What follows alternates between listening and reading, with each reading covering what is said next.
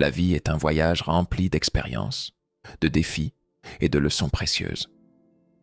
Certaines de ces leçons nous façonnent, nous renforcent et nous aident à avancer.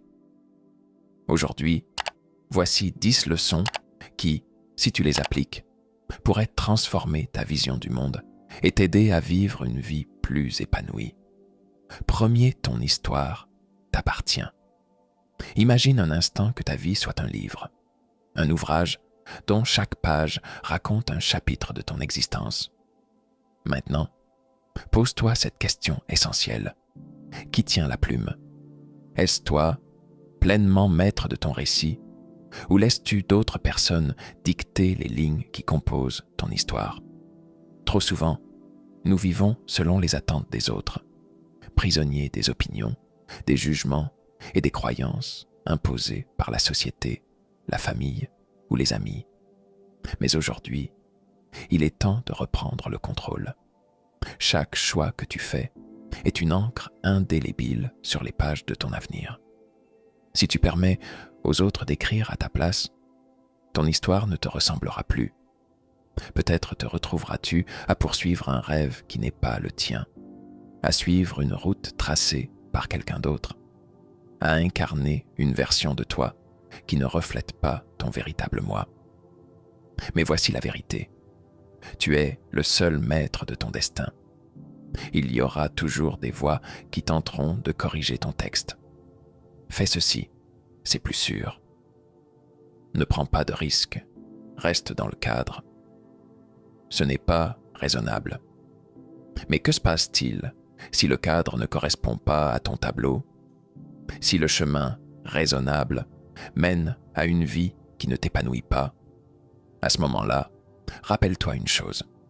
Tu es né pour écrire une histoire unique, pas une copie de celle des autres. Regarde les figures qui ont marqué l'histoire. Les plus grands visionnaires, artistes et leaders n'ont pas suivi un scénario dicté par d'autres. Ils ont osé, ils ont pris des risques, ils ont affronté les critiques. Le succès, l'épanouissement, le bonheur ne viennent pas en suivant docilement un script imposé. Ils naissent du courage d'écrire sa propre version de l'histoire, ligne après ligne, avec passion et authenticité. Alors, prends cette plume. Écris avec audace, avec force, avec vérité. Fais de ton livre une œuvre dont tu seras fier, car à la fin, lorsque les pages seront remplies, la seule chose qui comptera, c'est que cette histoire soit véritablement la tienne. 2. Chaque moment compte. Le temps est une monnaie invisible, une ressource qui s'épuise sans que nous puissions l'arrêter ou le stocker. Chaque seconde qui passe est irrécupérable. Pourtant, combien de fois laissons-nous filer ces précieuses minutes sur des distractions futiles, des regrets stériles ou des attentes interminables? Imagine que chaque matin, une banque dépose 86 400 secondes sur ton compte personnel. Tu peux les dépenser comme bon te semble, mais à minuit, elles disparaissent, sans possibilité d'épargne. Que ferais-tu si ce temps était aussi palpable que l'argent? Dépenserais-tu ces instants dans l'ennui, la procrastination ou l'indécision? Ou les investirais-tu dans des expériences qui comptent vraiment? Beaucoup vivent en pensant que demain leur offrira une seconde chance, une opportunité de mieux faire, de commencer enfin ce projet, d'appeler cet être cher, de changer de voie. Mais la réalité est brutale. Il n'y a aucune garantie sur le nombre de jours qu'il nous reste. Ce que nous avons, c'est maintenant. Ce moment précis, ce battement de cœur, cette respiration que tu prends à l'instant. Regarde autour de toi. Les distractions sont partout. Les écrans volent notre attention. Les peurs paralysent nos ambitions. Les obligations imposées par d'autres nous éloignent de nos véritables désirs. Mais chaque choix est une décision sur la manière dont tu utilises ton temps. Décider, c'est prendre le pouvoir sur son existence. Les personnes qui réussissent, qui s'épanouissent, qui marquent les esprits, ne possèdent pas plus de temps que toi. Elles ont simplement compris une chose essentielle. Chaque moment compte. Elles ne se laissent pas entraîner dans l'inertie du quotidien. Elles craignent, avancent, prennent des risques. Elles savent dire non à ce qui ne les nourrit pas et oui à ce qui leur permet de grandir. Alors demande-toi, comment vas-tu dépenser ta journée d'aujourd'hui? Vas-tu la gaspiller dans des préoccupations sans importance ou vas-tu la remplir d'actions qui donneront du sens à ton existence? Le temps est un cadeau. Utilise-le avec sagesse, car il ne se rattrape jamais. Troisième, la force vient des épreuves. Imagine un instant que la vie soit une immense forge, et toi, un morceau de métal brut. Chaque difficulté, chaque épreuve est un coup de marteau qui s'abat sur toi. Parfois, la douleur est intense, le choc violent. Tu as l'impression de te briser, de ne plus pouvoir avancer. Mais ce que tu ne réalises peut-être pas sur le moment, c'est que chaque impact ne te détruit pas. Il te façonne. Les plus grandes réussites, les âmes les plus résilientes, les esprits les plus brillants sont forgés dans l'adversité. Regarde autour de toi. Tous ceux qui ont marqué l'histoire, inspiré des générations ou accompli des exploits ont traversé des tempêtes. Ils ont chuté, douté, souffert. Mais ils ont toujours trouvé la force de se relever. Pas parce qu'ils étaient spéciaux, mais parce qu'ils ont compris que la douleur cache un enseignement.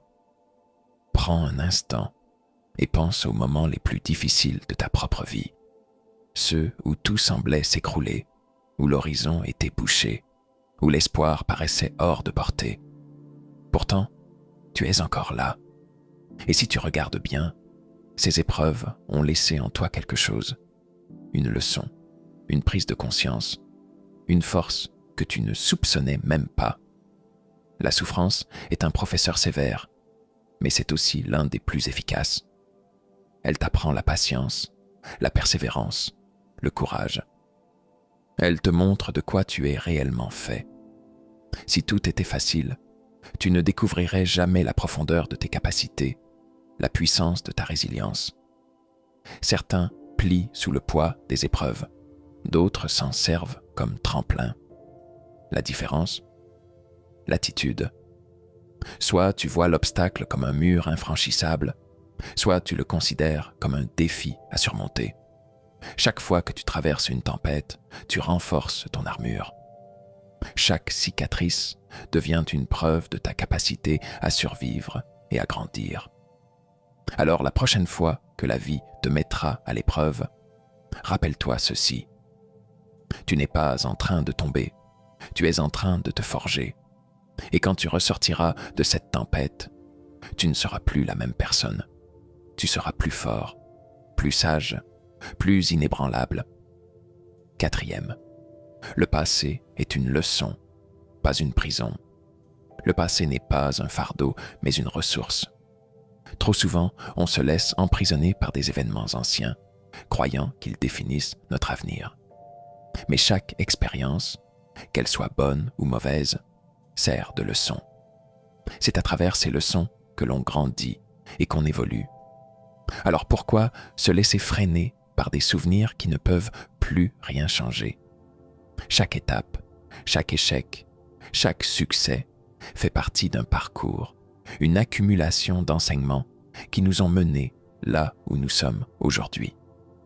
Plutôt que de regarder en arrière avec regret ou culpabilité, utilise cette rétrospective pour mesurer la distance parcourue et apprécier la force que tu as développée. Quand on se tourne vers le passé, l'objectif n'est pas de se replonger dans des émotions négatives ou de ressasser ce qui a été. Le but est de prendre conscience de ce que l'on a appris, d'identifier les erreurs à ne pas répéter et de célébrer les victoires, petites ou grandes. Le regard que tu portes sur ton passé détermine ta capacité à avancer. Plutôt que de te laisser happer par des souvenirs douloureux, choisis de les transformer en outils pour l'avenir.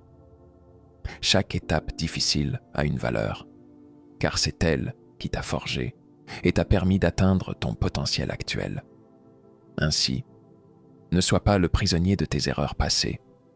Lève les yeux, regarde droit devant et laisse ces souvenirs te guider vers de nouveaux horizons. Le passé n'est pas une cage, mais une carte qui te montre où tu as été et où tu peux encore aller.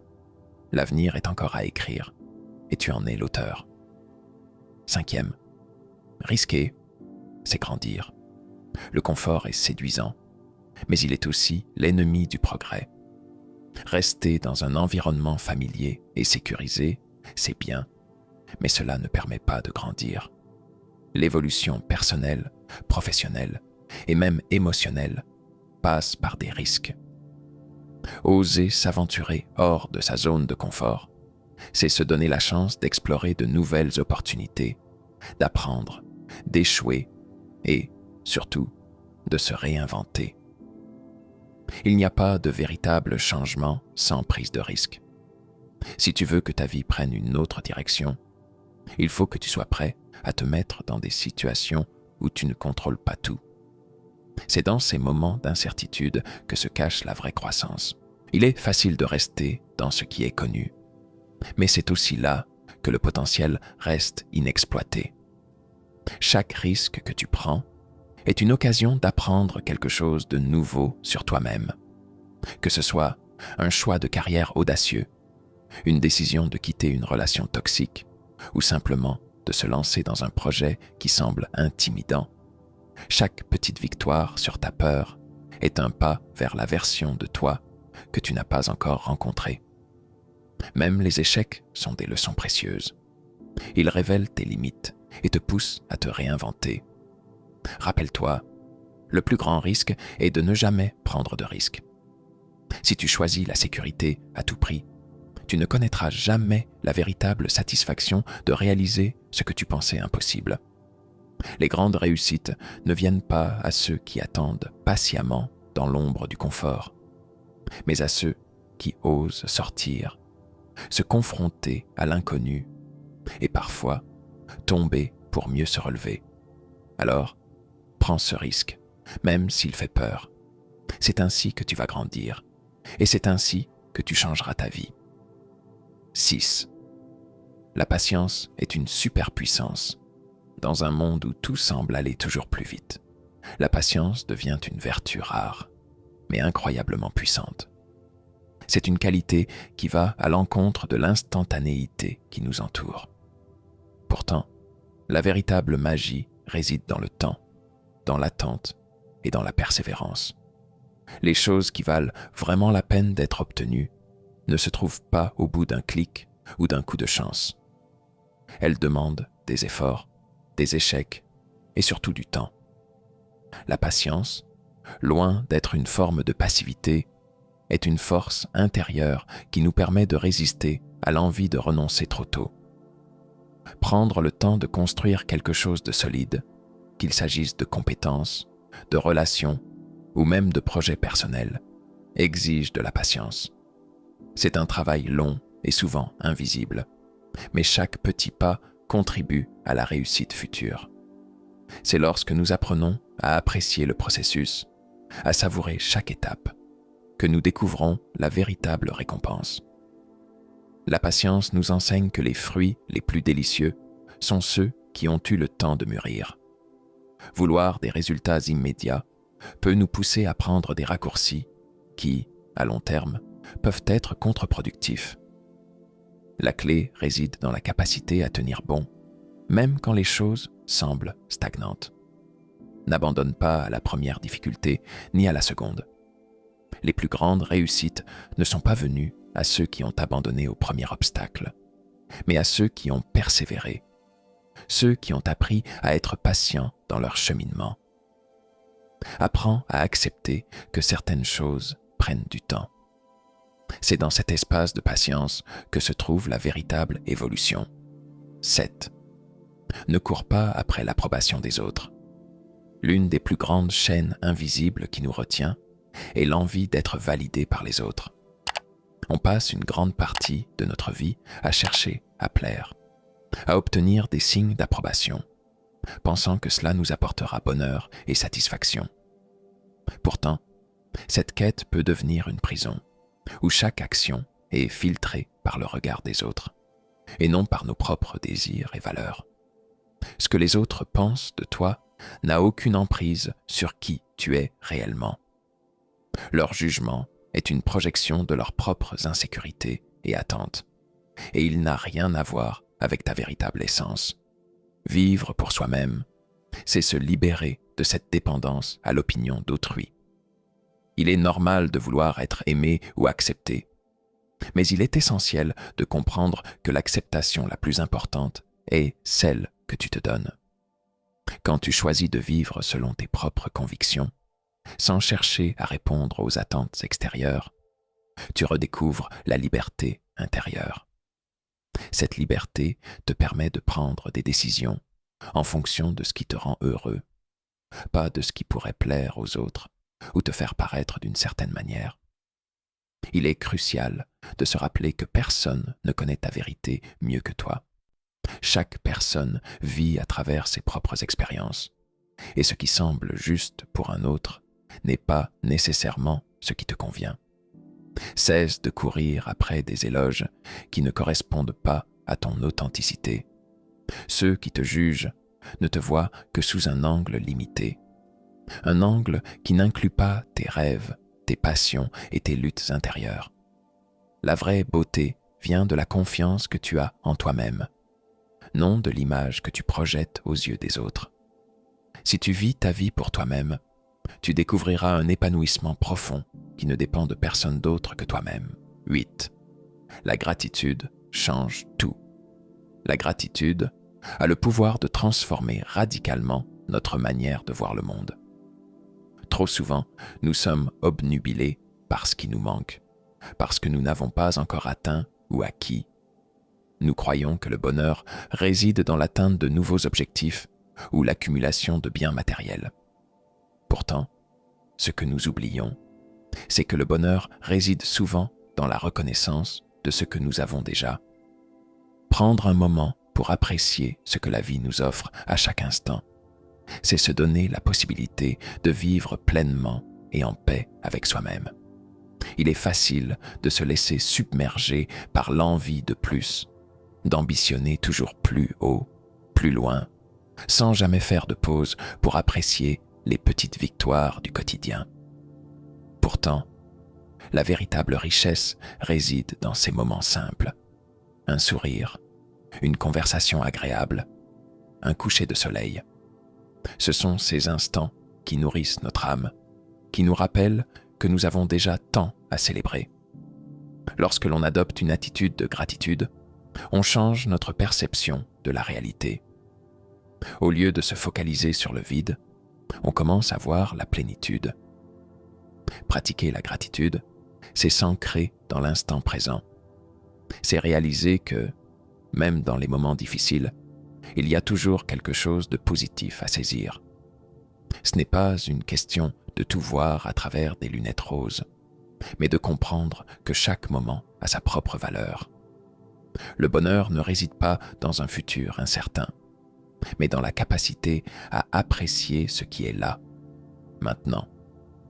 En cultivant cette gratitude, tu libères de l'espace pour plus de joie, plus de sérénité et une profonde sensation de contentement. 9. La gentillesse est une force, pas une faiblesse. Dans un monde souvent marqué par l'individualisme et la compétition, il est facile de penser que la gentillesse est un signe de faiblesse. On pourrait croire qu'être trop gentil revient à se laisser marcher sur les pieds ou à être vulnérable face aux autres. Mais en réalité, la gentillesse est une puissance silencieuse. Elle a la capacité de transformer des vies, de désarmer les plus dures et d'apaiser les tensions les plus fortes. Un simple geste de bonté, qu'il s'agisse d'un sourire, d'une parole réconfortante ou d'un acte désintéressé, peut avoir un impact immense. C'est un don qui ne coûte rien, mais qui a une valeur inestimable. La gentillesse ne se limite pas à de grands gestes ou à des actions spectaculaires. Parfois, Ce sont les petites attentions quotidiennes qui ont le plus grand effet. Quand tu fais preuve de bienveillance envers les autres, tu crées un environnement plus positif autour de toi. Cette énergie se propage et souvent, elle revient à toi de manière inattendue.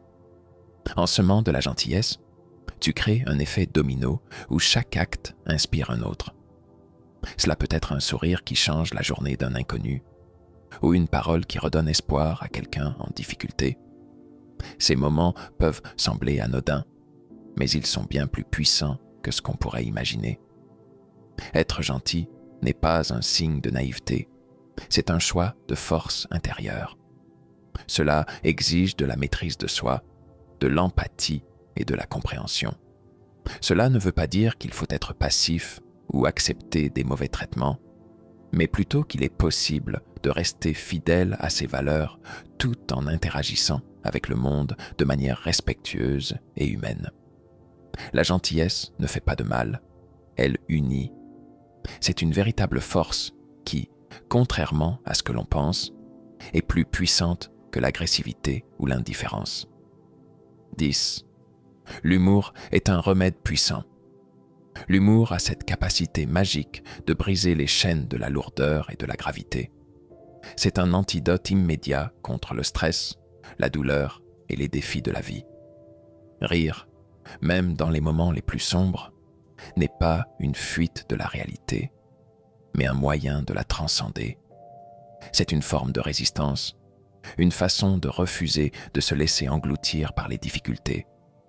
L'humour permet de voir le monde sous un angle différent, de prendre du recul et de respirer, même lorsque tout semble s'effondrer autour de nous. C'est une force discrète, mais redoutable, qui offre de la légèreté dans la lourdeur de l'existence. Chaque rire est une petite victoire sur les obstacles de la vie. Lorsque tu ris, tu choisis de relâcher la tension, de te libérer du poids du stress et des inquiétudes. Même si la situation reste inchangée, ton esprit trouve une pause, un répit. Le rire crée une connexion instantanée avec les autres, un lien qui dépasse les mots.